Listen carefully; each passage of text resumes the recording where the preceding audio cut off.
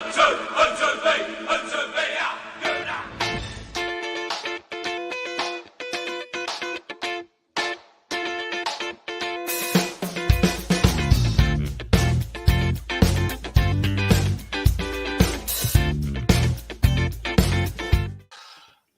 welcome to the Armory Review Show. Merry Christmas to you all.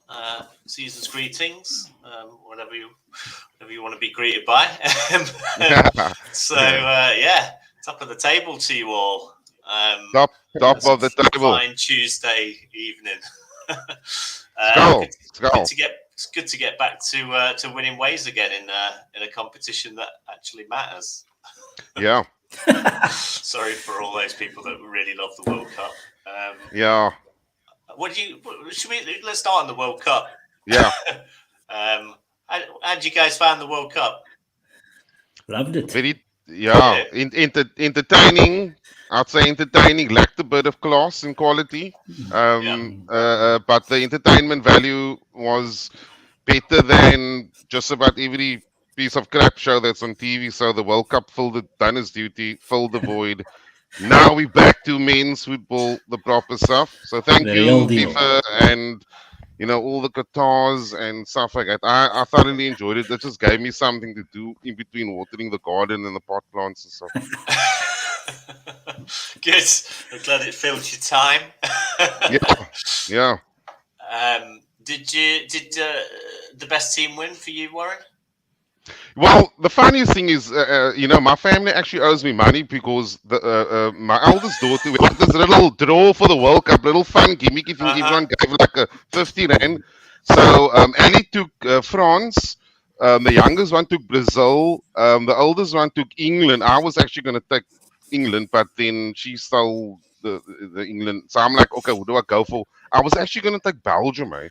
And then I was like, something just told me, wait a minute, like the day before the World Cup started. And I just had a second thought. I thought, wait, hang on, I just didn't fancy that Martinez guy, the manager. And then I actually chose Argentina, almost by default. And then it was France, obviously the final, and me and Ali. And then, but none of them owned up. They still owe me like 150 rand, Do you think you're going to get that money? No, you crazy. They really told me I must bagu for me. That's like a non-event. I knew they were going to do that. I just knew it. No, but honestly, to answer your question, I mean, it's the first time in my life. I mean, the first World Cup I've seen live was Italia 90, and it's the first World Cup where there wasn't one super team. Every World Cup had a super team from that World Cup till the last one where this team is going to win it. Everyone else is just levels below them. This is the first World Cup where there wasn't a team. And that's why I thought England could bloody win the World Cup. Honestly, for the first time in my life, I actually thought I'm going to see England actually do this because there isn't a super team in it. People are going on about Brazil and stuff, but they weren't that good. They're okay. No. Let me tell you one thing. Let me just separate the World Cup from the Premier League to paint the picture. If Man City, hypothetically, obviously, if Man City had to play in that World Cup, they had to slap everything 5-0. Easy peasy, lemon squeezy. No problem whatsoever. Yeah, absolutely. That's the level of the football in the World Cup. Yeah, I agree. George, how did your boycott go? How did my World Cup? Your World Cup boycott. You were boycotting the World Cup, right? I didn't watch a single game. I haven't. I for political reasons, I have not watched. I know. Something snapped to me just before this. Didn't watch a single game. Yeah. Wow, that's impressive. Well done. Well done. At least it was hard. I've got to say, it was hard. It was hard. Stuck, anyway, stuck to your morals, absolutely. Yeah. Unlike some other Leeds supporter that I know. Who caved. To be fair, talking about yourself, Mark. To be fair, I also caved as well. I went fully in there with the intention of not watching a single game, and it just happened to be on the opening fixture, and then I was done for after that. So I didn't. To be honest, I didn't watch as many games as I have done in previous World Cups. My interest level was not at what it was in previous ones, but I did But watch apparently it was really good though. Apparently it was the best one ever. Would you say it was the best one ever? No, I'd say the final was the best final I've ever seen ever. I wouldn't say the World Cup as a whole was the best World Cup ever. I don't think it comes close to some of the others. Better than 1970 Brazil Italy. Better than that. Well, no, but then I wasn't born then, so I didn't really see it. Yeah, you must have seen replays of it. Yeah, I've seen replays of it. Yeah, but no, that final was the best final. Was it that good? Yeah, no, it was really, really great, and satisfying to see Mbappe get a hat trick and still not win the World Cup. Yeah, no, but for me as an outsider, the whole Messi Ronaldo thing was very pleasing. Because I've always thought, secretly thought Messi was better. I don't know if you said, but yeah, I think just seeing that 6-2 when Ronaldo was sat on the bench for that and his team won, I think that was a turning point for him. That's it. It's over. Yeah. And he's got nowhere to go. And I think, look, I mean, he's been a great player. And he's been very hard working, but the fact that his ego, at 37, he's just, he's as I read this article, really good article that said like he thinks he's like 25 still. And everything has to go through him. And at 37, you just can't do that anymore. I think that 6-2 really put him in his place. I thought that was good. Yeah, certainly can't do that at the top level in the top leagues, can you? Maybe in a smaller league, you might be able to throw your weight around a little bit more, but not when you're looking in the Premier League. And no, it just doesn't cut it anymore. He's not even that good anymore. Let's face it. He's just not. Well. I mean, he had a good season for Man U last season. I thought he scored most of their goals. So he still can do it at the top level. But I think to put him as he wants everything to go through him. And at 37, you just can't play that way. If he had accepted a lesser role, even sub or, gone back or gone on the wing a bit, to give someone else, then maybe his career could have gone on or at a smaller team. But he insists on being a central striker, everything going through him. It doesn't work. At his age, it just doesn't work anymore. So. But at least he won the Piers Morgan Appreciation Trophy. Goodness gracious. I hate that guy, man. I hate that guy. He only asked both of them. I think they belong together. Should marry one another. Absolutely. So he wins that trophy and Messi wins the World Cup, which finally I think puts to bed the argument about which one of those two is greatest. If you differ, then feel free to put your comments down so that we can all disagree with you. Does anyone actually think that Ronaldo is better than Messi now? Never thought that he was. No, neither did I, to be honest. Well, I'm just sick and tired of hearing that bloody argument. I mean, it's just more media driven. I mean, the best player in the last 5 years has been easily De Bruyne, and David Silva and Modric. They've been Messi's been. What did he do outside of the World Cup? He did absolutely bugger. He did absolutely nothing. It's more media driven crap. No, they 5 years ago, and he was like, "It's got to move on now." Yeah. Agreed. Yeah. Well, they'll both be retiring pretty soon anyway, won't they? I think they're reaching that age. So, what did you think of Martinez's celebrations? Loved it. I got to say, all those players, I love it. I think it's after he left Arsenal, I think a lot of us were like, after his little rant. But for me, after that World Cup, he's back in my good books, man. So I love it. That photo of him with the golden hand, whatever it's called. And this guy with the wraparound with him, and looking on, I was like, fantastic. Yeah. Love him. Did you see the pictures of him on the bus tour as well, with holding the baby doll, Mbappe's face? Fantastic. Trolling on the next level. Did you hear his rant against the referee for one of his games? I think it was for the Holland game. Holland game. The ref's rubbish. Jesus, dude. He's going to get banned for life, Good for him. No, he's back in my good books, man. I love the guy. Yeah, I thought that as well. I had the same opinion as well, because when he left us, it was a little bit, I don't know, a bit of bad blood there, really. Yeah. And then when he's been to Arsenal after that, there was quite a lot of time wasting that he did as well. Yeah. And he started winding up the crowd a little bit. And then there's the whole every time he comes, it's like everyone sings "He's better than you." talking about Aaron Ramsdale, which pisses him off a little bit, I'm sure. So the thing is, now I know more about his personality. That rant he did when he left seems like a balance, just like a nice goodbye to us. Now I know more about him. That was like a really reserved, like he wasn't really ranting. I mean, when he really rants, Jesus, man. So that I'll forgive him now. Yeah, thank God he didn't really rant at us. Ronnie, what were your thoughts of the World Cup? Did you watch? Yeah, I'm one of those. Yeah, I watched all of it actually. I'm an analytical person, so I like to watch how football evolves, so that I can analyze that with regards to club football. I know it's different, but obviously football evolves every couple of years, and I really enjoy that part of it. I try to stay away from the politics, even though it did deter me in the beginning of the World Cup. So I've had the same sentiments as George, but just due to the fact that I am an analytical type of person, I ended up watching all the games. Unfortunately, load shedding disrupted all the evening games almost, but I always made a way to put my phone off and download the game or stream it afterwards, and make sure to especially watch our guys as well, watch their progress as well. So I really enjoyed that part of it. So there was still an Arsenal flavor to it. But I didn't really care about who won. Normally I support France, but for some reason I just dislike them this time around. So I have my reasons. But I enjoyed it just for the on the field things. But off the field, I do share the sentiments of most people. Yeah, fair enough. I supported England, obviously, and once again, I got let down heavily. And it would have to be a Spurs bottle job that let us down, wouldn't it, at the last minute? Expected. Yeah, I was gutted. I don't know about you guys. I mean, listen, I'm a South African, but I support the England team. I've always have, and I thought anyway. I don't want to go over it again.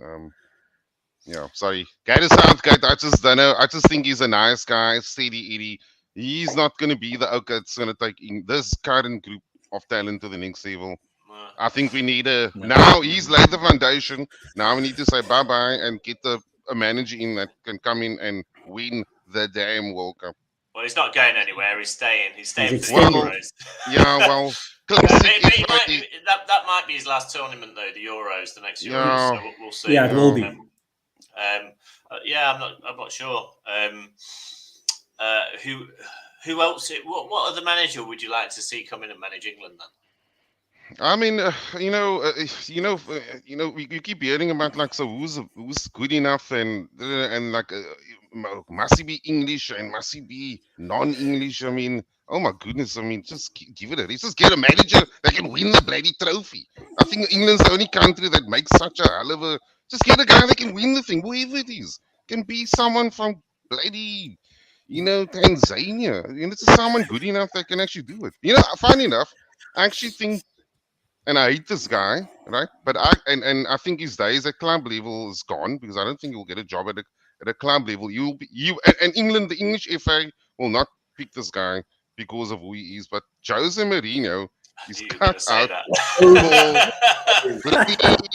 tournament football. This guy he's cut out for tour. He will go to a World Cup and you'll win it, but then he'll be crap the next tournament. You'll just be good enough for that 4 weeks, You'll tell the guy, listen here, you are actually really are better than the other guy. You'll be like the modern day Brian Clough. Brian Clough should have been manager in the 70s and 80s of England, but of course they chose that other people from Newcastle, Bobby Robson crap, and Sven Goran Eriksson nonsense. It'll be that crap all over again. It'll be Brian Clough all over again. But no, look, I hate Mourinho. And I'm not saying they must get Mourinho. I'm just saying someone like that. This nice guy, Eddie, is not going to be good enough. England will just meet a half-decent, Switzerland team and lose again. That is what will happen in the next bloody tournament, because he just won't improve them. Can I just say, Bobby Robson was he's one of my favourite managers. I was going to say, you can't diss Bobby Robson. He was a legend. Bobby Robson was a cutie. He was amazing. 1990, Italian. Bobby Robson, I mean, he won nothing. That's like saying, Bobby Robson won nothing. You want a big bag of nothing. You want a big bag of absolute nothing. Well, the only one that's ever actually won the World Cup is Sir Alf Ramsey anyway. So, I mean, they've all been, I suppose, letdowns in that respect since him. But I still think that semi-final. I didn't see this World Cup. I saw the last one. I think this semi-final in 1990 against West Germany was probably the best. England were God that day. You know, they were one of the best teams in the world. You know, that game we could have won it. Waddle hit the crossbar. All that. We should have won that game. Yeah, we should have. Yeah, we should have. Even the goal by West Germany, where it flicked off Parker's leg and it bobbed over Peter Shilton's. I remember that now. I thought, we're not going to win this game. Yeah. We are just not going to win this game. I don't know why, and that was the closest England's ever come since '66. But and we won that, we would have faced Argentina after the hand of God in 1986. We would have beaten Argentina. Definitely you would have won the game. Definitely. So that's Bobby Robson, man. You can't. Yeah, for me, he's one of the best ever. Yeah, for me too. Yeah. He was right there. But we did have Paul Gascoigne. He was just great. It's just on a different level, wasn't he? Yeah. That was I would have called that the golden generation rather than the Scholes, Gerrard, Lampard crap. I was going to say, it's on the right one, but David James had in goalkeeper, and that's won the bloody World Cup. The guy couldn't catch a fly. That's not a golden generation. I saw Gerrard, Lampard, and who else? It was three of them: Gerrard, Lampard, and Scholes. Was it? But they're all talking. It was a George defender, Man U defender, tall guy. Rio Ferdinand. Generation. They were asking them why didn't it work, and they said when we got together, we didn't talk to each other. You know, it wasn't like a team. It was all about the club. It was really interesting that, and just say you thought they were mates, but they didn't hate each other, but they just kept themselves to themselves. They didn't have that resulting, like that team spirit. They didn't have it. So it's interesting.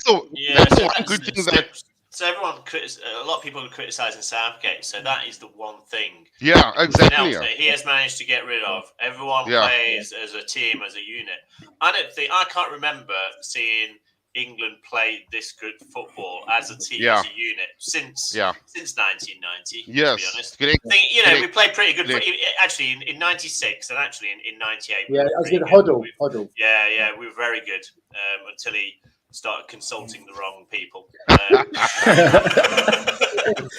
Until he started having a bit of a thing for disabled people. Oh my word! Oh my goodness! Yeah, I know. One of the two big reasons there with that golden generation of that's one of the things. The other thing is that Sven-Goran Eriksson, the crap manager that he is, and then that David James being the keeper. Oh my God! Are you joking with me? Seriously, that guy the keeper. Didn't he break and the other Robinson crap that was saying. Oh my goodness. Yeah. Emil Heskey centre forward. We haven't been blessed with keepers for a while. And on Ria front, and England is coming with Emil Heskey. Are you joking with me? The brown generation. They were crap.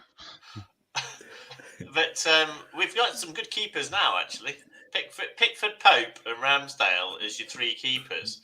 I don't remember us ever having three keepers at that level before. Yeah. I was hoping. The only thing that we're really, really short on is centre backs, and actually we don't have a huge amount of depth in midfield either. But centre backs, we've got. Maguire's our best centre back. You go, wow. It's not good, is it? Really? Does anyone even know what happened with I don't know the full story with Ben White leaving the camp. What happened there? Me and Alex have been talking about this a bit, but what I was going to ask you, do you not know? We heard that he had an argument with the assistant manager. Yeah. But I'm not sure if that's true. That's all that's in the news so far. It's not even been. It's not been I don't think it'll ever be released officially. I think it'll all just be hearsay. Really, I don't know. Someone might come out later on down the line. One of the players might come out in about 10 years' time and tell us the reason. But I just can't see it coming out right now. It's so weird. It's so weird that it's kept under wraps. And it's so weird that if it was something bad, then why wouldn't they'd be more harsh against him? They were very it was a very amicable thing, you know, like very understanding. So it just didn't make sense. If it was a death in the family, why not just say? So yeah, it was just very weird, very weird. Yeah, it didn't seem to affect his game, so that's what counts. I think Arsenal, Cape Town. Someone's saying, "Can we talk about Arsenal now?" And I totally agree. Didn't watch any of this World Cup and don't care about England. Can we move on? Eddie Nketiah. Yeah, happily. We're starting to talk about Ben White. We're easing it in slowly. Here we go. That's why I brought it up. Yeah, so let's talk about Arsenal. So who watched the game last night? Hopefully all of you. What were your thoughts on it? Okay, Ronnie, you're going to go first. Because I'm going to take up a lot of time now. Yeah, the most interesting thing sometimes is when you go on social media. I tend to watch a lot of fan channels just to kind of gauge what's the interest and the comments and all those things. And every single one had a different opinion, especially the first half, the way we played. We controlled the game in most instances. But we obviously on the left-hand side, we had a couple of strange gaps. Antonio tended to go that way. Gabriel and Tierney's side and caused us a bit of problems that side. But I thought we were okay in the first half. We just, in the final third, we had a bit of problem, but there was like 50,000 West Ham players in the final third. So it was a bit difficult to get through them. However, we kept going in the second half and the same type of performance. It's just that we were a little bit better in the final third. And at the end of the day, we won relatively comfortably. Definitely the better team. Warren, how about you? What are your thoughts on the game? Wow, listen, yeah, I was just talking to Ronnie just before we came on, and I actually still need to get used to this Arsenal team, you know, being so professional, being so calm. You know, I think I was more nervous than them. I was like, half time, I'm like, oh my goodness, this is David Moyes. He's 1-0 up, he's away from him. He's gonna like defend with 10 oaks and Antonio right up front. I could just picture this guy hitting us on the counter while we commit bodies for, you know, the same old thing you've seen the movie already. But my word, I've heard it many times before. I didn't buy the ticket yet, but this is a real new, different Arsenal. And I think even I need to start getting used to them. They didn't blink once. It wasn't about plan B and C. It's just keep on with plan A. Stick to it, and the goals will come. We were so... I mean, I think it was one of our better performances. We were awesome. Like from the back right through to the front. Even Eddie, I mean, people saying Eddie this and Eddie that, but even in the first half, I actually thought he was very good. There was some good touches by him. Okay, only missing thing is we didn't score, but what a performance! Wow, and just a thumbs up to I think they called Ashburton Army. Yeah, Army. Yeah. Wow, what an atmosphere! It was absolute. Listen, I'm on the other end of the planet here compared to London, but I could feel and hear the atmosphere coming through the TV screen. It was awesome, absolutely awesome. Yeah. We didn't change our game plan much for the second half, did we? It was no, we didn't. Consistent throughout. High press. Do you think we should have changed it? Well, I guess not now because we won. No. But George, what are your thoughts on the game? I think I agree. Just following on from what Warren said, I think two things I want to bring up that weren't really talked about like on social media. What Ronnie's saying. One, after the penalty was given away, after they scored, the crowd, you know, in the past under Wenger for decades, at a moment like that, the crowd all got nervous, got on the players' backs. Players would have got nervous as well, you know, and it would have been like this downward spiral. All I heard as soon as that goal went in was all the Arsenal fans going, Arsenal, Arsenal, Arsenal, and that just lifted them up. And then the reaction, I mean, it's interesting. When that penalty went in, I don't get nervous anymore myself. I know we're going to come back. I don't think, oh, no, defensive error again. It's the same story, blah, blah, blah. I don't think that anymore. I really don't. You know, and that's a combination of the crowd getting on, you know, just getting on, you know, being positive. And, you know, and then it's this upward thing now, this upward spiral. And I think the second thing was the lead up. We were 1-0 down. Partey made this amazing tackle. Declan Rice was clear. And I remember I opened my mouth opened up. He just didn't, I thought he was going to take a red card or something. But he took him, he got the ball back in the most amazing way. And then we won 1-up.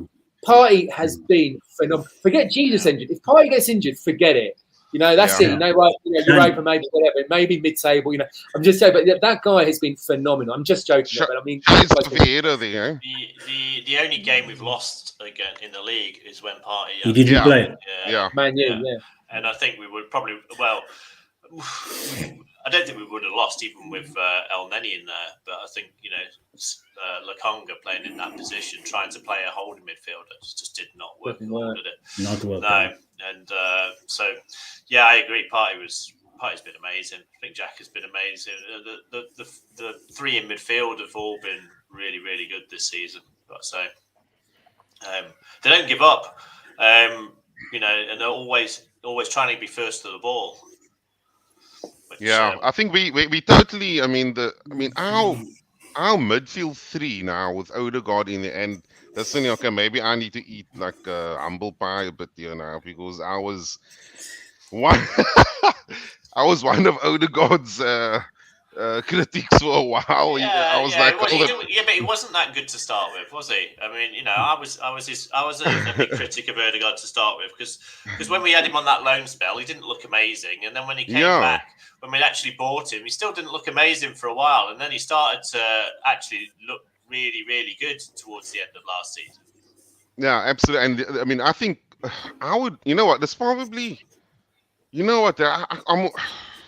Okay, he didn't score, but I almost think it was, if not his best, in one of his best performances. His attitude, work rate, he set the tone so many times, and I think we needed that, especially with Gabriel Jesus out. He was the one initiating the high press and stuff, and his passing just to keep things sticking over him, and then behind him with Thomas Partey and Granit Xhaka. Well, I mean, West Ham's midfield with Suchik and Declan Rice, I think they were chasing shadows on that. They were chasing shadows on that. Absolutely. It was interesting what Declan Rice said after the game about the players have obviously been coached really, really well. I can see Declan Rice leaving West Ham in the summer. Can anyone else? I think he's openly said he wants Champions League football. He's going to go. Yeah. I also don't think he thinks that Moyes is the right guy to coach him either. No. Yeah. Do you think he might come to Arsenal? No. Can I say? I thought really something interesting what Paul Merson said, and I totally agree on Sky Sport. He said basically the problem with teams like Arsenal is like he said he compared us to Tottenham about 5 years ago under Pochettino. Is that no top DM or striker was going to want to come in knowing that the Jesus or Partey's there is not going to be the first team player. So we're never going to be able to attract that 60 million DM because they're always going to say, well, am I going to get first team football? No, you're going to be on the bench. No, a team like Arsenal can't be like Man City. And it's interesting. I've thought that before. So that's why when people say that El Neni's not good enough for DM, I think, well, that's the best you're going to get as backup because no top DM or top striker is going to want to come to a team wanting to be second fiddle to Partey or Jesus. I actually think he's a very good backup DM as well, El Neni. I think you could do a hell of a lot worse. Yeah, I think it's quite good. I mean, a lot of people can say him up. I actually don't think it's that bad. No, the thing is, okay, sorry, Ronnie. People in football, their memory only lasts about 5 seconds. I can't think back to, there's a guy that was called Gilles Grimondi. Anyone know him? One of my favorite players. Let me draw a picture for you. When that guy started, when he started in the team, he was crap. But when he came in as a backup to a Vieira or Petit, suddenly he was like the main guy in that 98 running in that festive period. We had like 8 or 9 players injured. Take a while, guess was the guy sipping in big time. It wasn't the other. It was Gilles Grimondi. So El Neni is the Grimondi of this team. And we heard you say that. I'm not sure. He's the Gilles Grimondi of the current team. He's not good enough to start, but just let him be the guy that, Carabao Cup, FA Cup against Oxford, and just come in for the last 20 minutes. He's the guy. El Neni is that guy to do that. You can't let Declan Rice pay 100 million and then let him do that. No, it doesn't work like that. Yeah, that's fair enough. Let's talk about the main replacement guy last night, who was Eddie Nketiah. Do you think Eddie is good enough? Or do you think we need to replace him, essentially? I think jury's out. Jury's out. We don't know enough yet. We haven't seen him enough. With Brighton, Newcastle, Tottenham, and Man U will tell us more. I think I think that those are the games now that will tell us. End of January, I'll tell you. But right now, you don't really know at the top level consistently. He hasn't been given a chance. This is it. So that's all I can say. Good start, great start. In fact, great turn. He's obviously he's going to score. Don't forget, Jesus wasn't scoring much last few weeks. So so maybe if he puts away goals, he'll take the pressure off other people to score. So that's great. So we'll see. But I really don't think the jury. We don't know yet. We really don't know. That's my opinion. Warren? I think Ronnie, do you want to go first before I go? Well, because I need to know. I'm gonna take a lot of time here. I'm gonna take a lot of time here. Yeah. Look, the reality is we only probably going to get Mudryk, and that's going to be hopefully not a long process in January. I don't think we'll get. He'd be a good buy, though, wouldn't he? Very good buy. Very good buy. That'd be an excellent buy. I'm just thinking that a lot of people think we're going to get a striker as well, which I think Arteta, they're talking about opportunities, in the market. If something comes up that will better the team, but it's going to take all of our budget to get Mudryk, and that includes installments. And we're not getting another midfielder because, like you guys said, El Neni is capable, and Tielemans will probably happen for free in the next summer. So in our left 8 position, we'll have Xhaka and Sambi, El Neni, and I'm getting to a point.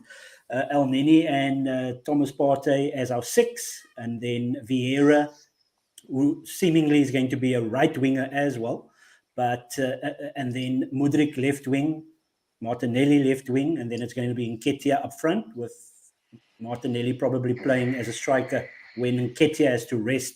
So whether we think he's good enough or not, I don't think it's about that. It's about the fact that Arsenal's not going to buy a striker. So it's going to be Eddie Nketiah for the next 3 months.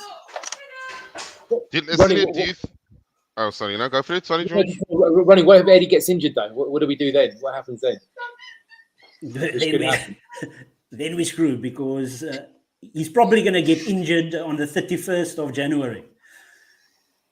Why? Do you think we should maybe bring Balogun back from loan as a backup? I think they have some. Would that be the cheapest option? It would be, but I think there's a clause that we can't get him back.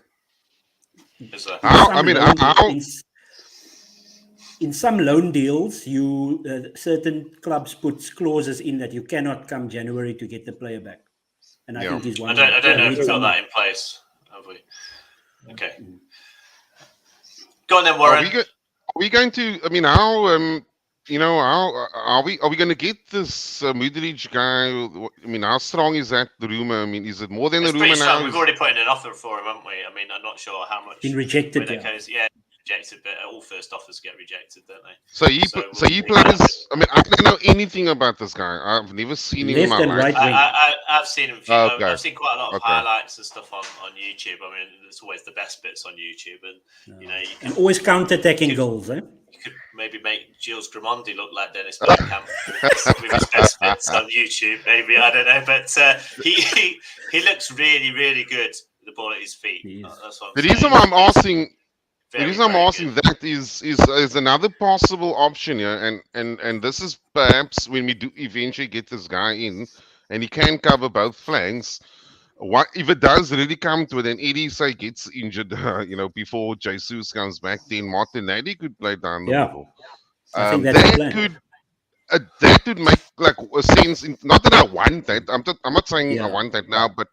He was obviously doing so. You don't want to change the recipe, but if it really worse comes to worse, and you know what? I'll tell you something about Martinelli. When I saw him for the first time, I actually saw him more as a striker. When I saw this guy when he just joined Arsenal, I actually didn't see him as a winger. He reminded me of Ian Wright. I mean, he had natural. You could see this is a guy that's got instinct, a striker's instinct. Just to you like half guess where the ball's gonna fall and be there, like Wright used to be, or get a half a second ahead of this. He's got it in him. So I can see that being a plan C for Arteta if it really gets to that, worst case scenario. Yeah. My thoughts are we're a bit short on players at the moment. Actually, like our team looks all right last night, but who's the backup for Saka now, and who's the backup for Martinelli? Who's the backup? ESR's coming back. ESR's coming back soon. He got injured again, didn't he? Oh my I think word! it's only Setback. Yeah, only small setback. Bit of a setback. Yeah. Reece Nelson's out as well. I don't know how long he's out for. 6 weeks. 6 Yeah. weeks. Oh my word! Yeah. Oh my word! I heard it might be long. Not good timing, that is it? Really.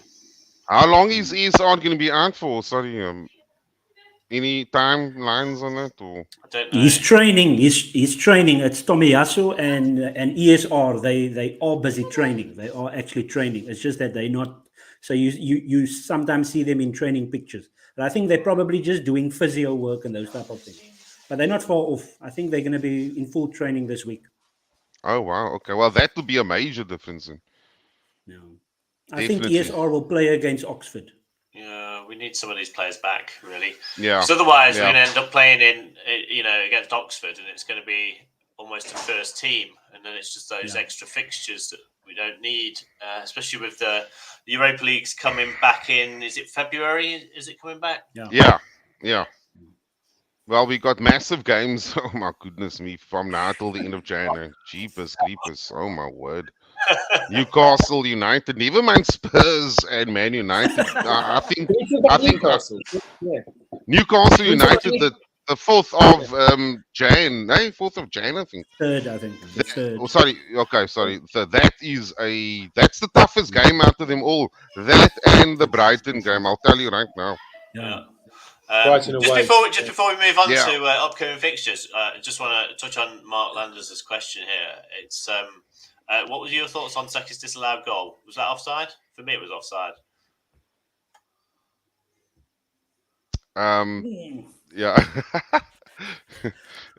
It touched his Wenger heel, thought it didn't was it? He clipped his heel on the way through to I did, yeah. to Eddie. Apparently, yeah.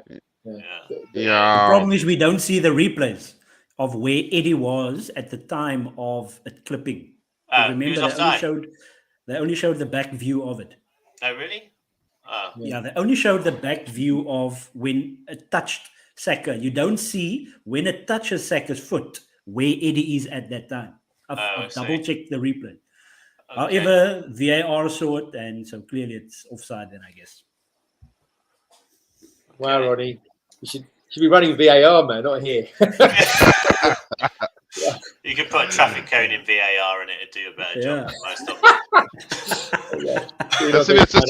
It's slightly off topic. It was quite a heartwarming sort of poetic moment when the crowd started chanting "There's only one Arsene Wenger." That was like icing on the cake moment. Yeah. Oh my word, that was awesome. Yeah, it was good. It was good. Shame I wasn't there for that. Yeah, that would have been an awesome game for you to be at. I mean, the atmosphere was I was just thinking that because Amazon Prime at the end of the games as well, they like do the interviews like pitch side as opposed to in the TV studio. So and there's Thierry Henry down there, and it's like could have got my Invincible shirt signed. The owners were there too, eh? The owners were there too. The owners were there too. Yeah, I don't want anything signed. Oh, okay. Josh. Yeah. Both. Yeah. I mean, to be fair to the Krinkers, right? They've pumped in quite a bit of money into the club. They've, they've selected what I think is probably the right man for the job. Sorry, Alex. But just for a second, Kroenkes, man. It's amazing how much. I don't think there's ever been a situation where chairmen have been hated that much. Remember how they were hated after the Super League thing, and now I love it. Actually, Josh has been hands-on ever since they got hands-on. They learned their lessons and then came back. They've been great. They've been really good, and I think it's important to say that. Yeah. I also think all their franchises. I think they got a lot of criticism because even though they were the majority shareholders, they weren't outright owners, were they? And it's one of those things, do you really want to pump in loads and loads of your own money into something that's not fully owned by you, I guess? Now they have been full owners for a couple of seasons now. They seem to be pumping in quite a lot of money into it. I mean, you saw what they've done with the American football team, the Rams, isn't it? Yeah. The amount of money that they pumped into that is obscene. And it's won them the Super Bowl, isn't it? The first time in the history. I don't know.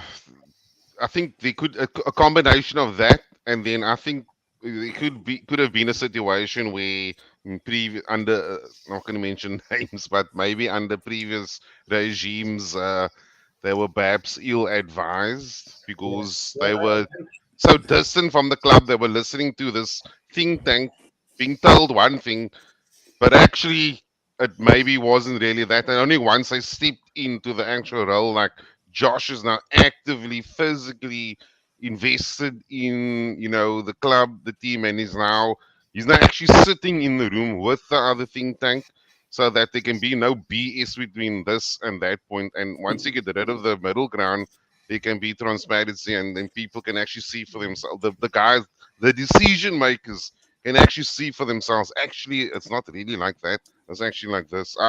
I just get a feeling that that had a major role to play in it. Spot on. Agreed. I think. Good to see them at the stadium as well. Yeah, they need a bit more hands-on input to be honest. Stan especially, but I think Arsenal is really Josh Kroenke's baby. Josh, yeah. No, they have, and they will invest money. They've said it, and they've done it. So people can't really point. Yeah, there can't be any complaints now. It wasn't that long ago when it was, there was the mass demonstrations outside the Emirates and all sorts. It was a little bit embarrassing, really. But if that's what it's taken to get them to spend money, then that's what it is. Yeah.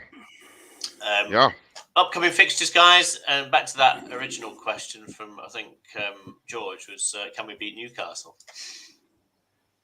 I watched them against Leicester. I mean, Leicester are rubbish. I mean, I hope Leicester go down because they don't deserve to be the Premiership at the moment. But Newcastle, they're clinical.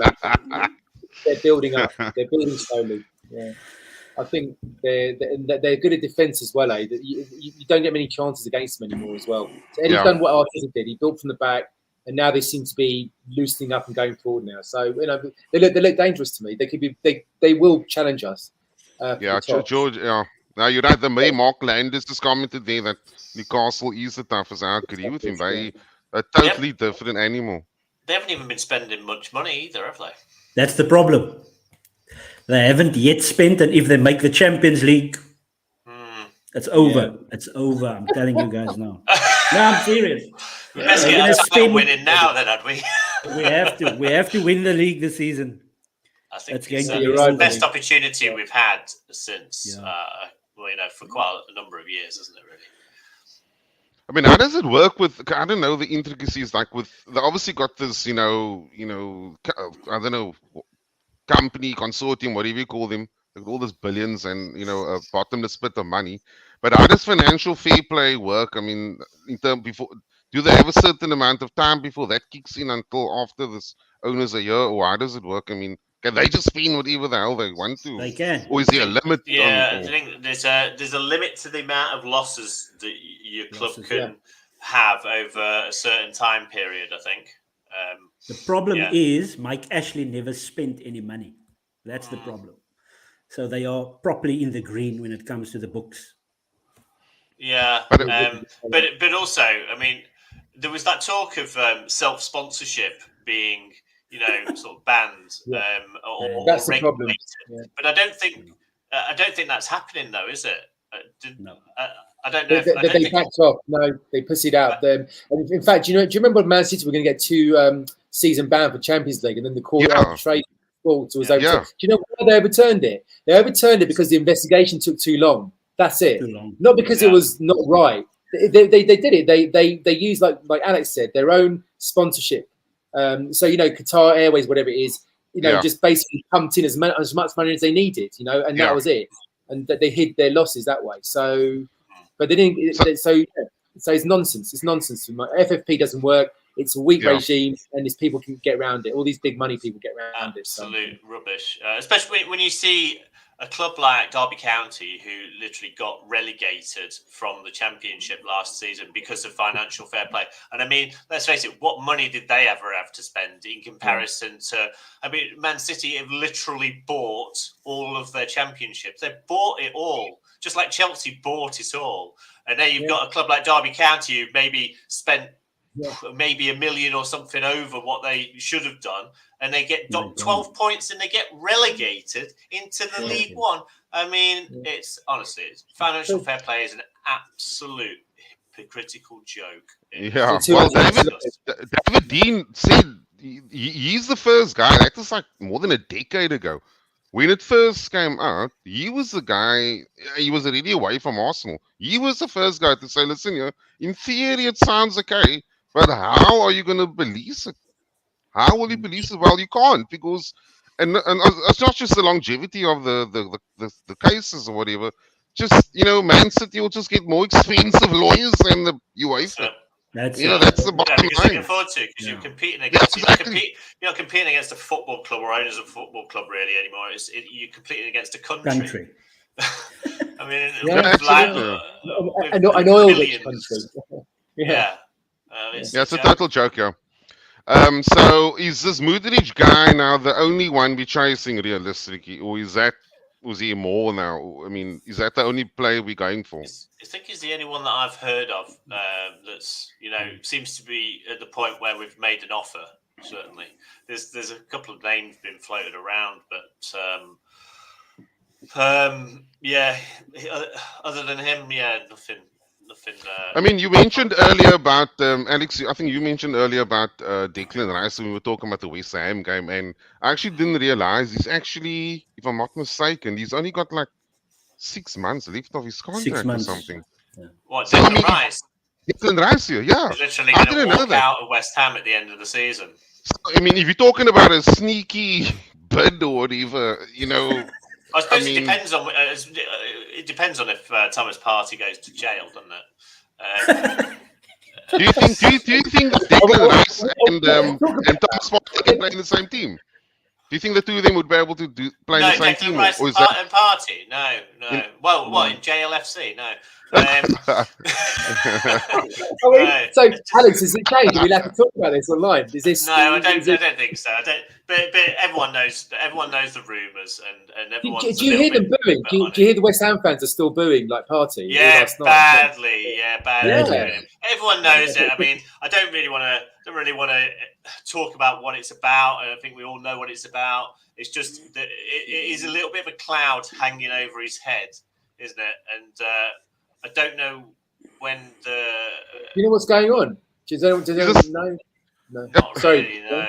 I heard that bail had been extended or something like that, or I don't know. I don't know if the case is going to be dropped or not. I don't know.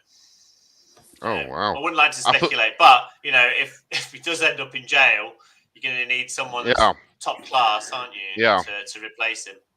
Okay. So may as well go and get Declan Rice now. Give West Ham 20 million now, and they'll take it. I don't think Moyes would, but I think Declan Rice would push for it because I can see he's not happy at West Ham. Well, look, think of it this way: 20 million now or not in 6 months. I mean, I think West Ham would take. I think West Ham will go naught because they're not in a good place right now, are they? West Ham. No. I think they will. So I think they'll get out of jail. If you're talking about a team that's really in trouble, I think Everton could get relegated this season. Oh my word!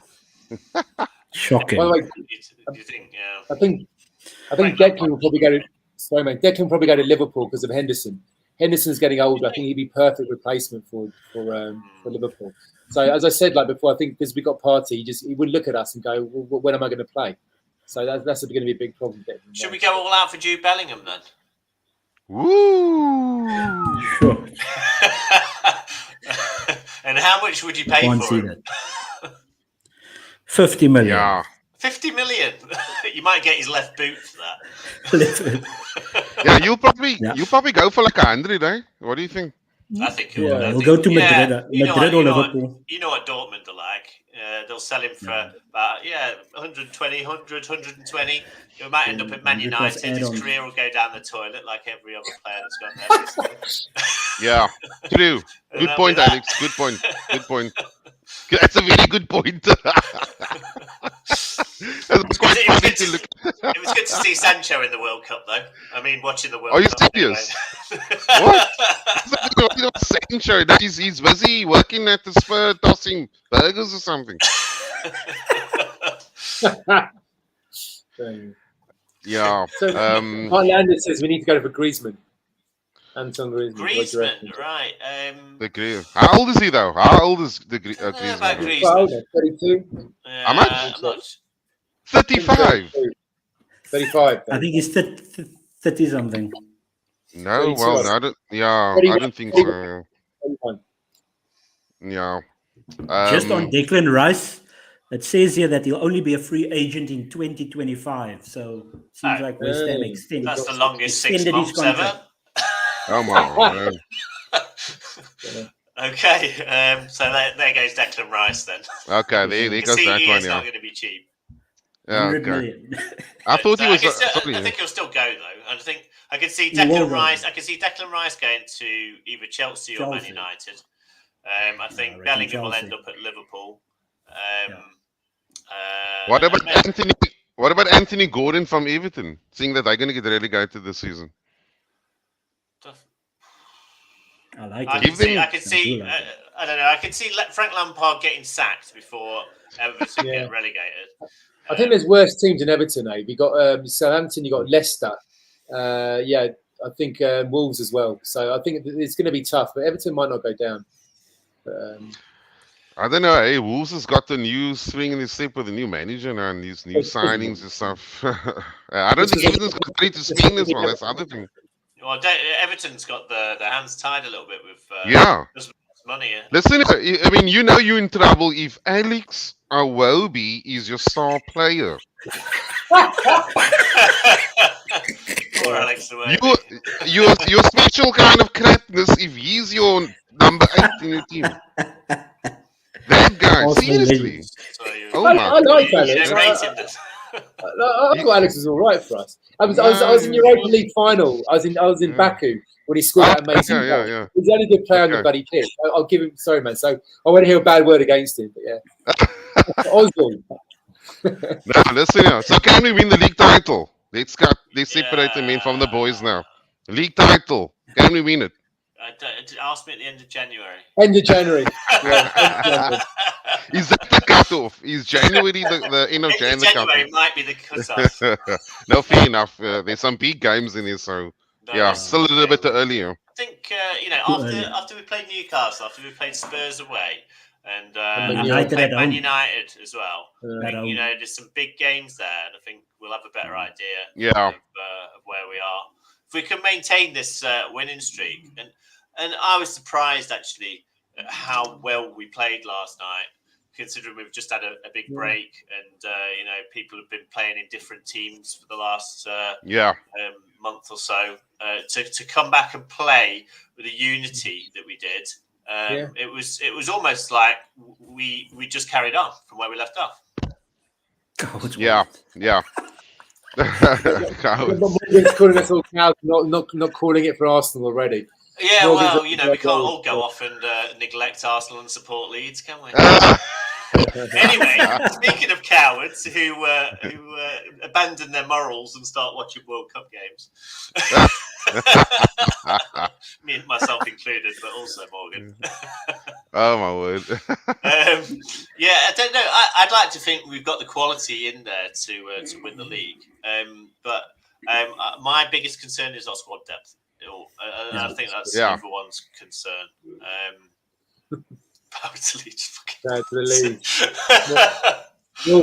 Morgan's been described. They better beat City on Wednesday. It does a favour there. Can I also talk about Liverpool? I thought I watched Liverpool Aston Villa. Van Dijk is looking a lot better now. All of a sudden, he was more Dick Van Dijk first half of the season, but now he's more like back to his old stuff. So I think they're going to be resurgent. I think they're going to be coming up. I just watched. Yeah. So I think we've got Liverpool, Newcastle, and Man City now all chasing up. I think they're going to be, and I think it's going to be tough. It's going to be very tough. Liverpool have just spanked a load of money on someone. Who have they just bought? Cody Gakpo, yeah. 32 million. That's not 32. bad. Man United won't be happy about that either. Because, they've been after him for long time. Yeah, for quite a while actually. In fact, every Man United fan that I know was convinced that Gakpo was a done deal for them.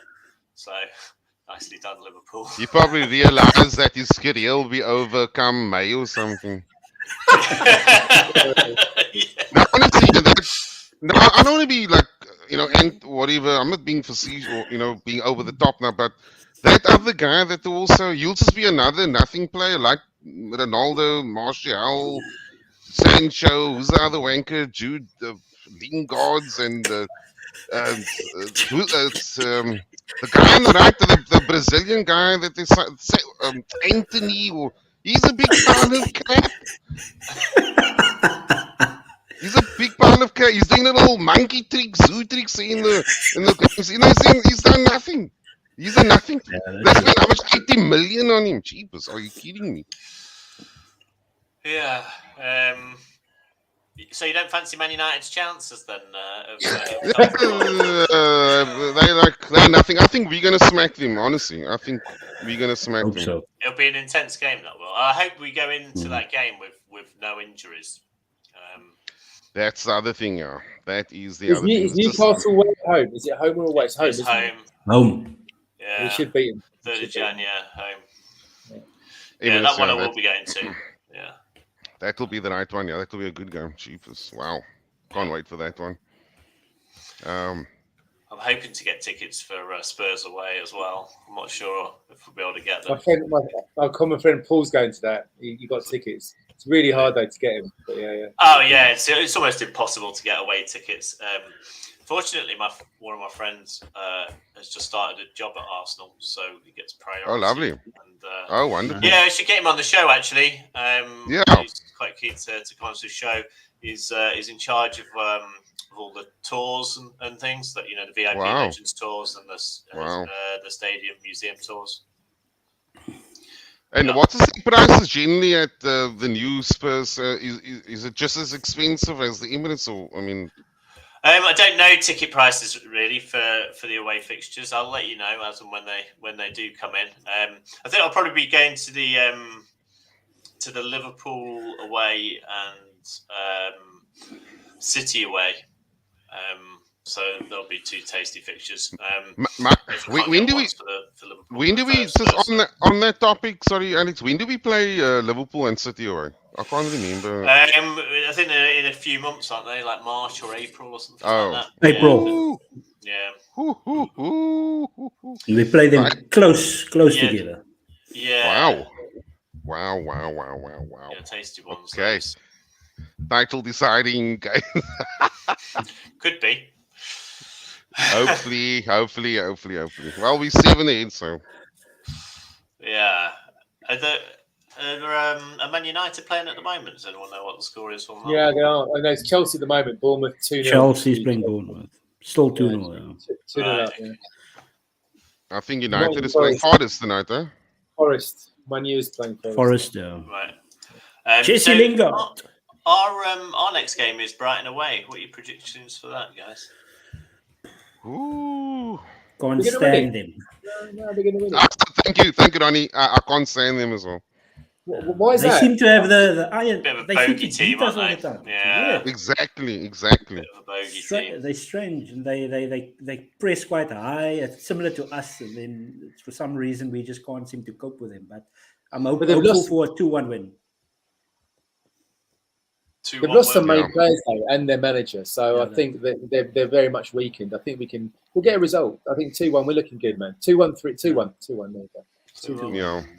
Yeah, it's a different Arsenal team, but Ronnie's right. I mean, I hated playing against them because they just pass you to death.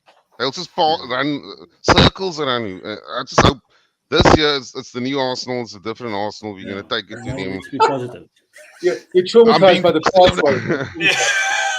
Let go of the past, man. Let go of the past. It's a new Arsenal. Yeah, I need to slowly let go of that, to be honest with you. But they are always a very. I mean, they are credited to the Premier League. They're a fantastic team, and they still are. Even with this new manager, they still play the same brand of football. It won't be an easy game. We can go there. It'll be. I think it'll be. Well, I think it'll be tougher than the West Ham game. Definitely. But it'll prepare us for the Newcastle game, I reckon. I think we'll. I'm going to go with 1-0 to the Arsenal.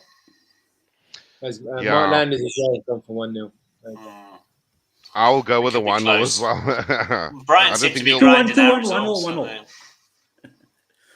1-0. Okay, I'm gonna go. Yeah, okay. I also go 1-0. Arsenal. Yeah, I think if we score first, I think we'll win. If we don't score first, if Brighton score first, I think we might struggle a bit. Wolves in Germany what do you think of them this year? Yeah, Wolves is to change their manager. They were bottom of the table, then they beat Everton now, the last minute goal. They bought a new striker, I think. But Wolves is actually a very good team. They're one of the better footballing teams in the league. It's difficult to see. Well, it's because they didn't have a striker. They also used to just outplay teams, and then they can't score, and then they just concede one at the back. And I think that's why they went for the striker now. So I think they'll be fine. Yeah. They bought the striker that hasn't scored a goal in La Liga. No goals in 10 games. Okay, there you go. 40 million euro. 40 million euro obligation to buy. So. Wow. Okay.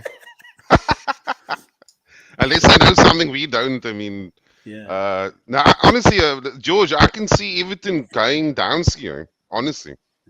I think they can go down ski this year. I think there are other teams that are better. If I must choose between Wolves and Everton, I would go Wolves. I just think Wolves got more about them. Do you think Leicester might go down? I think they might just have enough. Do you think they're going enough to stay up there? Did you watch them yesterday? They were awful. Yeah. They're like watching a pub. They're all over the place. They just can't defend. So I mean, out of all of them, they're the ones. Southampton seem to have like glimmers of good games. Everton, you're right. If Wolves have to wait and see what the new manager does and what happens now. I mean, beating Everton's not the best, not the greatest thing. So we'll see. Yeah, Southampton are bottom, aren't they, at the moment? They bottom, correct. Yeah. Cheapest that team, mate. Wow. I mean, they just, I don't know what they've ever done with all the money they've made of player proceeds. Because they've bought no one. I don't know how you expect to survive. I mean, Yeah. Got Theo Walcott though. Oh my goodness! Wow. Let's get Serge Gnabry back, man. Let's get Gnabry back at Arsenal. I think someone said that in the comments. Yeah. Where would you play him on the wing? I guess. Let him be a backup there for Martinelli or something. But hold on, isn't Smith Rowe there though? No, Smith Rowe. Oh, Smith Rowe, I guess, can play on the wing. You can also play in that number 10 role as well. 10 role, yeah. Yeah, I see him as I see him more of a replacement for Ødegaard rather than a winger. But I mean, he can cut inside and score goals. And I think we're missing him as an impact player. Oh. He is still my favorite Arsenal player at the moment. I love that. I really like Emil Smith Rowe. I think it's a bit tragic that he's injured so much. I just hope he doesn't become another Jack Wilshere sort of type injury prone player for the sake of his career, really. I think they're just being cautious with him, man. Yeah, agreed. I think Arteta made a good call there in terms of managing. Just like take the knock now, do the operation to get rid of the root cause of it. Sit a few extra weeks on it, and then go again properly. Rather than I think what happened with Jack Wilshere was we just played him to death through thick and thin, and that ruined his whole career. So I just think the players are better managed now. The way that we've managed Martinelli as well, in particular, is proof of that. I think because. When he first broke onto the scene, he was just injured all the time. Play like a couple of games injured, play another couple of games injured, So if we can get out of that habit with Smith Rowe and manage him like we did with Martinelli, I think hopefully he'll have a decent career with us. Now Smith Rowe, I mean, he and what I like about him, and when he's there with Saka and Martinelli, what I love about the three of them playing together is that every one of them brings something different in the attack. It's like the one's got a skill set that the other one maybe doesn't have. So it makes it very difficult. It's not like before, we would have Oxlade and we would have Walcott, but they're both the same players. But whereas with these guys, they both offer the defense something different to think about. Something Smith Rowe has in him. He can carry your ball and go through and make late runs, and where it's difficult for defender to pick up. So he will offer like the defense something different to think about, and I like that about him.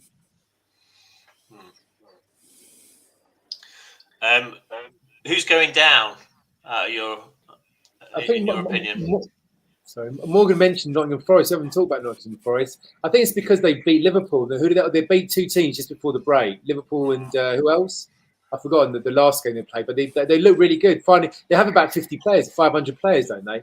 And I think they finally found a good starting 11. You know, it took them a few months, but I think they look against Liverpool. I watched that game. They look good when they beat them. Yeah. Maybe they'll stay up. Yeah, Fulham as well. That's a difficult one, eh? Jeez. Oof. I just got an eerie feeling about Everton because the thing is, where do they go from here? Whereas Wolves is now, they got a new manager. They spent some. Okay, this guy didn't score goals, but okay, there must be a reason why they brought him. And they still have one of the best midfielders like in the whole league. Then you look at Forest, they're spending more money on players, and I just worry with Everton and Lampard. Like, where do they go from here? Who are they going to get now? Yeah, I worry about Everton a little bit. Lampard, I just don't think he's a particularly great manager. He's not. I don't think he is. I think he got Derby to the playoff finals and everything, but also Derby loaned a hell of a lot of players that season, and they spent probably quite a lot of money. I wouldn't be surprised if it was him that got him in, broke the financial fair play rules, to be honest. But I was going to say, I was going to say Leeds are going to go down. Leeds United, happily. Wow. Wow. Just because I hate Leeds. Poor memories of Leeds. So I'm always happy to see Leeds go down. They are the Millwall of the North, aren't they? I actually prefer Millwall to Leeds, though. No, can't stand Leeds. Probably because we never see Millwall, isn't it? You know, Millwall are always playing it around in the championship, much like Leeds were for a long period of time. Yeah. I've lived in Leeds for 4 years, man. I know what you mean. I know where you're coming from, but you can't compare them to Millwall. I mean, I've said this a million times. West Ham, Millwall, all those teams are my most hated teams, man. They're just like, they're nasty. They're just nasty. Leeds United, they're playing great football though. That's the other thing, man. I mean, I've really enjoyed watching them, and I don't think they're going to go down if they just keep up that energy. Leeds were very, very tough actually when we played them. They were really tough. I'm amazed that we came away with a win in that game. Yeah, because that was one of the best wins, I think, of the season. That was one of the best. Definitely, That 1-0, really ground that one out, didn't we? Yeah.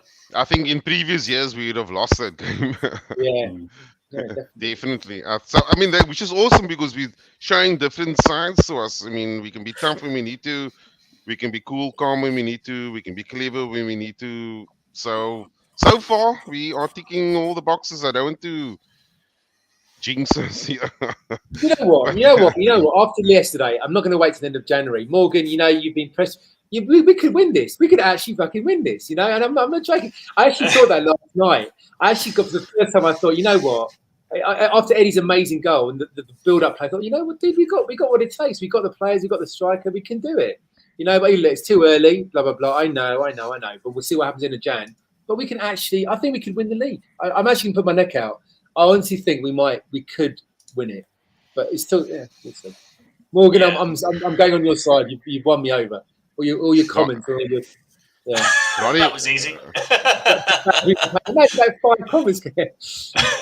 Yeah, just the biggest fear is always the injuries. I mean, you saw it with Jesus. That's always like, what if this guy gets injured? Then what? It's like, that's the only thing that's stopping us. Otherwise, we can. Because we're playing the best. If I look at everyone, Man City, Liverpool, the whole bang lot of them, Spurs, Chelsea, I think we're playing way better than all of them. you know, if we get like say 7 out of 9 points against Newcastle, Man U, and Tottenham, the great thing is we don't have to beat or win against Man City. We can go into these games, but by the time we play Man City, if we still like 7% there, we don't have to win. We don't have to beat them. That's what I'm starting to think. You know, we don't have to beat Man City if we can keep this up. But it all depends on these games. It all depends on Newcastle, man. Newcastle's the biggest. They are by far the biggest unseen threat. Watching them, you know, and if we can do well against them, then I think we can do well against anyone. Seriously. I think I just read this stat earlier that they actually got the best defensive record in the Premier League. Yeah, they did. Yeah, they've conceded 11 goals, I think, haven't they? Wow. We've conceded 12, but they are looking strong, and they don't have the Europa League fixtures to contend with, but they, like everybody else at the moment, they do have a bit of a fixture list pile up anyway. So I think most teams are playing twice a week, aren't they? Yeah. So definitely, you know, we'll encounter the same sort of fatigue that their players will, I guess. Yeah, and I mean, I'm sure they'll dip into the market to get 1 or 2 players in as well. Maybe not like major names or anything, but they would, you know. Don't be surprised if Declan Rice goes to Newcastle. I was going to say that. Yeah, actually. not a bad point. Actually. No, not a bad point. Yeah, why not? Yeah, especially if they make the Champions League. Yeah, absolutely. I wish they looked like they were. Yeah, I'd rather have them in the Champions League than, you know, the other lot down the road and the other lot up north. I'll definitely, Newcastle's another team I hate. I went and saw them away, Arsenal. But you had like white vans stopping and go, yo, you wankers, you know, like literally they hate Arsenal fans. So after that, like I've got to say, Newcastle's not in my good book either. So they really hate us, by the way, as Arsenal fans. They just don't like us. I think that goes back to like the old days when we beat them and then they beat us, like in the FA Cup final, like in the 30s and 50s or something like that. No, it goes back to Bobby Robson. Arsene Wenger had a big fight over something. I even forget. Yeah. But they'll tell you. They remember everything, man. I hated Bobby Robson. He always had something bad to say about Arsenal. He's just a wanker as far as I'm concerned. The thing is, like, Alan Shearer for me is the second best striker after Thierry Henry by far, yeah. But then I'm watching the other day, like say his best top 11. You know, I think they're doing on DSTV. They're doing everyone's top 11 at the moment, like top players. Yeah, they hate Arsenal. There's something about these players. They fund Neville, Shearer. They really hate Arsenal because one player on the bench. Henry, they didn't name Henry, but you know, but it's just like no Vieira, no nothing. So yeah, I don't know. They've always had a thing about us, but you know what? Let them have they all love Man United players, don't they? The media just love that whole golden generation of Man United players. Oh yeah, sickening, really. Yeah, and it makes me sick. And most of these guys are just pathetic pundits. Oh my goodness gracious! Honestly, you kind of wonder. Like that's why I said at the beginning of the show, people in football, the memory only lasts like 5 seconds because you know you'd some idiot like Keane or Neville, you'd say something now, right?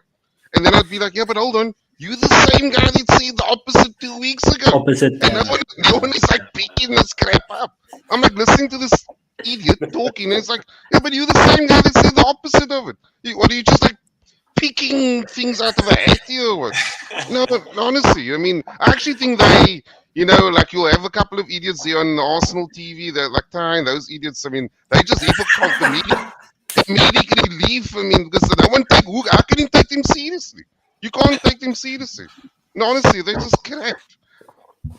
Can I say, I've just realised I don't actually heard any of the pundits speak. Neville, Keane, I never watched him. I think I just go make a cup of tea or something, you know, in half time. I've never actually watched. I just realised that just now. I was like talking about it. I see that on Facebook what they've said and stuff reported, but I never seen them live because you know why? Why would you watch them? Go make a cup of tea. No, you're right. Sky Sports is full of them. They love Keane. They love Gary Neville.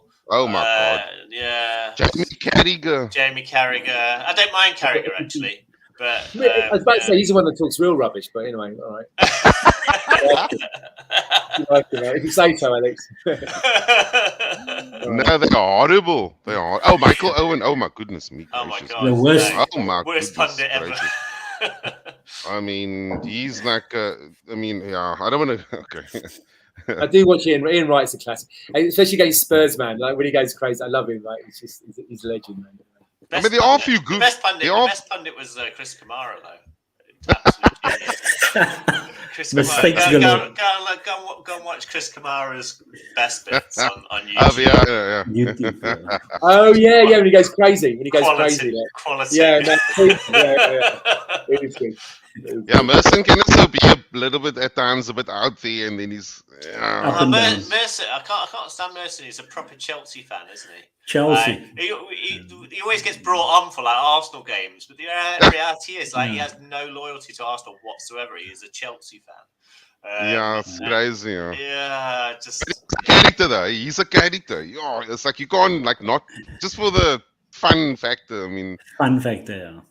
I mean, personally, I'm talking about the good pun. They all wanted to like genuinely good analysts and punters. I think one of the best I've seen. Just analyze where you just keep quiet and listen to this guy's Lee Dixon.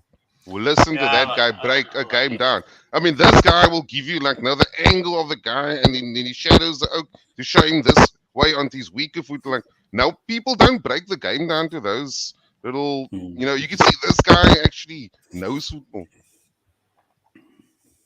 That Dixon is one of my all-time favorites. yeah, one of mine as well. I told you about when I met him, didn't I? When I met him down pitch side, and I went with my wife, and because my wife was pregnant at the time, and I thought, I got to put her in an Arsenal shirt, right? Yeah. You know, the Dixon shirt that I've got, it's a classic '90s like oversized shirt sort of thing. So it fit her reasonably well. So and then I'm thinking in the back of my mind as I put the shirt on, I'm like, I bet you any money Lee Dixon's pitch side, and I'm not going to get my shirt signed. It's going to be my missus wearing the shirt that I wanted to get a picture with Lee Dixon with. And guess what? We get to the bloody ground, and who's pitch side? It's Lee Dixon, isn't it? Hey. Which is fair. I mean, it was awesome to meet him and everything. But it was just the fact that it was my missus wearing the shirt and not me. It was just like. But he looks like a real cool guy, though. Eh? I mean, he looks really like nice a genuine guy. Yeah, he had a good conversation with us and stuff, and went out of his way to make conversation with us, which was quite nice. Wow. And awesome. Yeah, no, he's a really nice guy. He was expecting a grandchild within that, within a few, who's now already been born. So yeah. Oh wow. Wow, Jesus.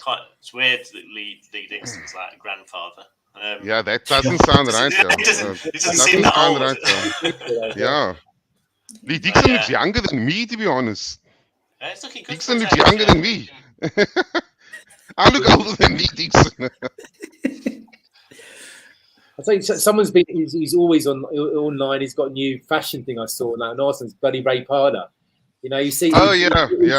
He's always telling his stories. You can tell he's hard up. I don't know. Back in the early noughties, he got done, but he set a precedent, a legal precedent, because he had to give all future wages to his ex-wife, and it was like never been done before. So that's why every time I see him, I think he's probably trying to keep out of jail. Just thinking selling something else. He's always selling something. That divorce was ridiculous, wasn't it? The amount are you talking about Ray Parler? Oh my word! Ray Parler's divorce. Yeah. Wow. He's the first time ever been done in British courts. He had to give away all his future earnings till he retired. What? Until he retired? Yeah, until he retired. Oh, no wonder he's doing all this, No, he's desperate to get his face out there, yeah. Shame, man. Oh, my goodness me. Wow. I didn't know that. Wow, shame. Oh, good old Razor Parler. It's only Razor Parler. I think I've got a message saying, are we going to be on all night? Apparently you've gone way over. We went way over, yeah. Yeah, well, I think we're going to be on all night, so suck it up. Boston Marathon. Right, we should probably call it a night there, because the next one will be, I guess, next week. When's our next game? Brighton. I think we're on Saturday, isn't it? Saturday. Are we going to return to Monday night? Are we? What date would that Should be the 2nd of Jan. That's a public holiday, if everyone's all right with it. Unless you want to do it the Tuesday again, the 3rd. Well, the Tuesday's with the Newcastle game, so I'll be there. Oh, yeah. Okay. Or we can do it maybe, I don't know. Leave it to the following week. 4th, the next day, the Wednesday, maybe.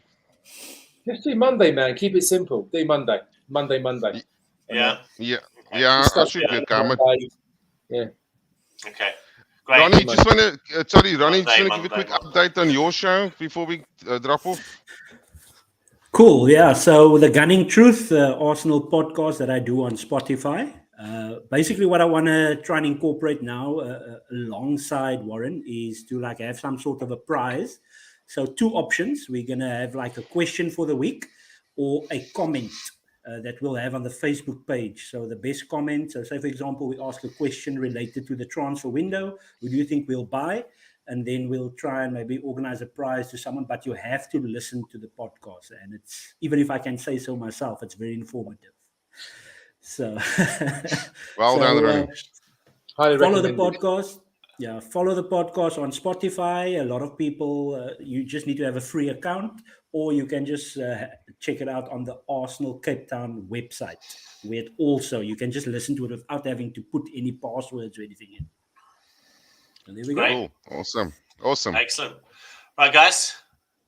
Thanks a lot, guys. Have a good week. And I shall see you all soon.